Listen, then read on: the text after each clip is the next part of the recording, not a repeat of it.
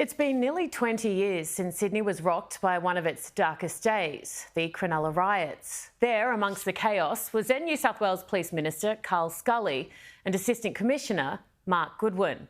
They've written a new book which aims to set the record straight, as they say, about a number of issues, including the police's response and the idea that the violence was solely based on racism.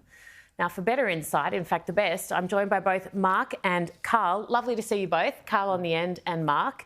I wanted to start by asking you, and I'll start with you, Carl, why now? Look, it is a long time, and why write about the Cronulla riots when a lot has been written? The trouble is, a lot of what's been written is simply wrong, unfair, and doesn't stand the test of scrutiny. The other thing is, Mark and I had frightening intelligence brought to our attention that we dealt with that the public just don't know about. We wanted to share that. The two of us, despite the incredible success of what police and law enforcement did, we lost our careers over it, which is the antithesis of what we believe should have happened. We tell that story. We also challenge the notion that the Cronulla and Sutherland area is an enclave of bogan racists. There were definitely racial taunts, but from both sides, and it came and went. If it came and went, how could it have been driven by a hatred of the other? Because it never would have gone away. So we look to explain those racial taunts and racist acts as being driven by something else. And that's essentially the motivators for the book. Has this weighed heavily on you since it happened? Mark, is this something that still impacts you? Look, I think it's important, Erin, to correct the history, really, because, during the day at Cronulla, there was, every journalist, I think, in Sydney was there, and hundreds of camera angles of every single little incident that occurred. And the reality of most of the day, which is the front cover of the book, is that it was the police watching the rubberneckers who were watching a few spruikers in the crowd who were white supremacists who'd hijacked the day. And then it seemed that the media pack decided that it was over and went home, and then they were literally out to dinner when the revenge attack started right across Sydney, which lasted for over a week. Yeah. And what were these revenge attacks? So they were tenfold. There was we had up to groups of 50 cars of Lebanese young men marauding through suburbs with baseball bats and knives. We had stabbings. We had entire suburbs trashed and windows and shops broken and people bashed with baseball bats. And of course, the journos had gone home, and it was almost like these images don't exist. I mean, I challenge anyone, Google the Cronulla riots and look at images, and what you'll see is only the Caucasian young men on the beach at Cronulla that day, in a few incidents that occurred that were strung together for the evening news, that makes it look out of context to what the whole day was actually like. So we want to correct the history in regard to that, and we look very deeply in the book at the revenge attacks, of course, and what occurred, and that included a hand grenade and that was going to be thrown into the Northies Hotel beer garden the following weekend, which was an undercover operation, took that off the street. The public don't know, which is revealed in the book. Wow. And drive-by shootings and all that sort of stuff that we dealt with, and why people wonder why there was a special sitting of Parliament and the entire suburbs were locked down basically from Newcastle to Wollongong. Yeah. Don't worry about COVID, this was the first lockdown. People may remember entire suburbs locked down, but we reveal why in this book.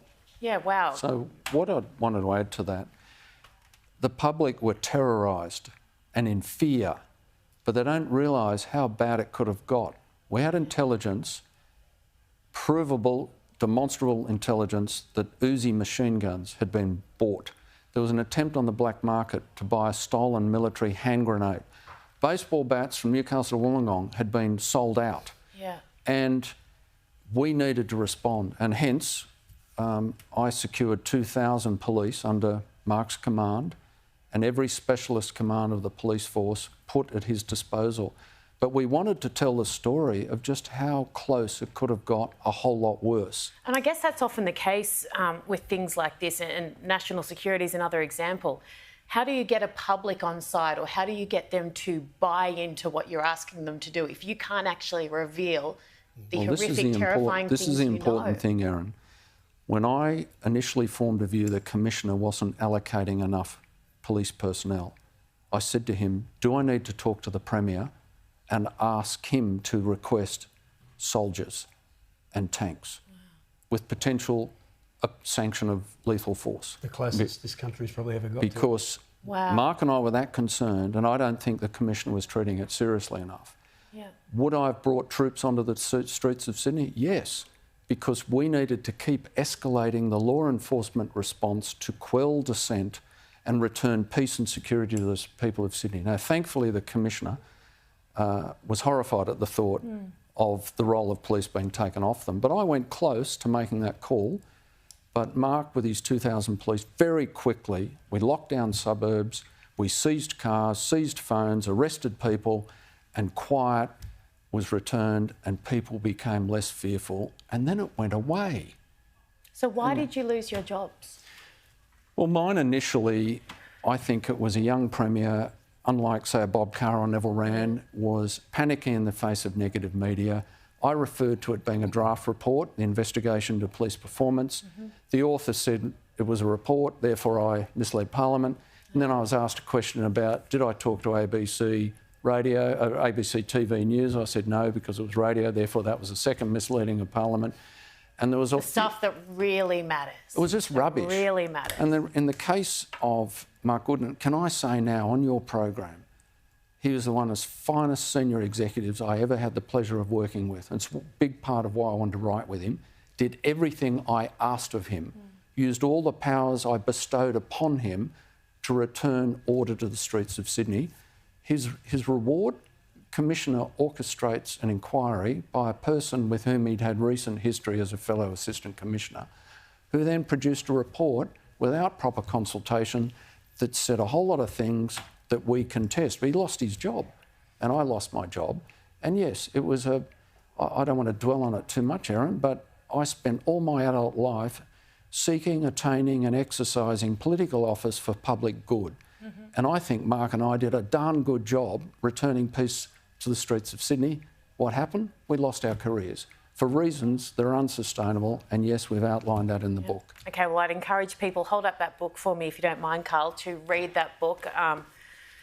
Yeah, it's a really hard situation, and I'm sorry for what you both went through. And thank you for your service. There's a second part, of course. Yeah. Well, the back of the book, and I don't have time to go into it now, but there's a beautiful story about a young Muslim girl who is, she's currently, is she one of the surf lifesavers? No, this was back in the day. At the time. It was after the events, the North Cronulla Surf Club ran a program to, and those people that they've just put up on the screen there, they're the first Muslim lifesavers ever in Australia. Yeah. And the burkini that is worn all over the world now was first worn by Mecca Lala as a name. We interview her in the book, and she's a beautiful young girl. Absolutely. Have we got time just quickly to put on the record quickly that we challenged the notion that only white people can be racist, that it was inspired and motivated by racism? It wasn't. It was racially badged to corral the two tribes. We don't think Arabic Sydney or Caucasian Sydney are driven by racism. It's not in their hearts, but they were driven by an intolerance of the difference, the incivility, the misogyny. Well said. Thank you so much, both. Really appreciate it. Thank you.